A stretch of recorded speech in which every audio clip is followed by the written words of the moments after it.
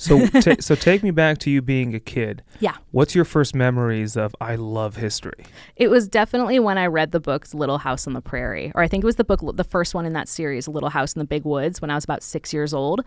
And I was just so fascinated about these people who are living without television and electricity, and a whole chapter about how they'd churn butter to make it. And it was such a process, but I found it fascinating. I'm like, oh my God, they're able to live in such an interesting but different way. And I remember my mom saying, yes, people lived this way 150 years ago.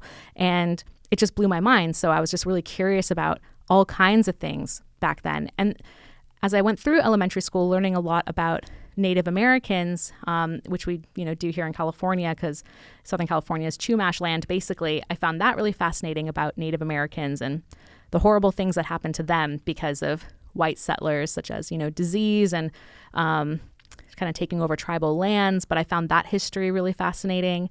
And in middle school, 6th, 7th, 8th grade, we start going deeper. 6th grade was ancient history, which I loved. I was absolutely obsessed with this paleontology, because as a kid, I was really fascinated by dinosaurs. And so it kind of, going back and digging up these ancient civilizations. And then I read a book. This is kind of funny. I read a novel that I was way too young to read called The Clan of the Cave Bear, which was huge in the 80s apparently. And it's these sexy caveman romance stories. And I was 12. Ooh, caveman. Valentine's Do you Day. want to come back to my cave? Yeah. It was I was Did they 12. I guess. Where else would you go back to? Yeah. I mean, did they ask? I don't know. But I remember that She would know history. Tell us about that when you get a chance. Sure. But I just remember that book being so fascinating, taking place in with Neanderthals and that sort of stuff. It's ridiculous when I talk about it, but I found it interesting. So it was just history just kind of stayed my favorite subject. I just loved learning about where things came from. I liked learning about people and origins of things.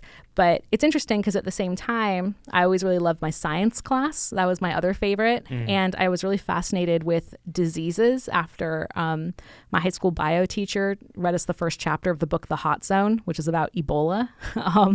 And I found that really interesting. So I actually was a bio major initially in college. Yeah, I want to study disease, but I don't have good math skills. And my favorite electives to take in college were history classes. And so I ended up changing my major because I wasn't doing well in chemistry. I couldn't hack it in physics because I'm not good at math.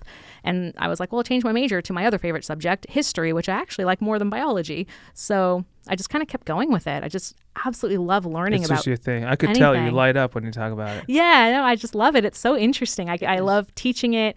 I love reading everything I can about it.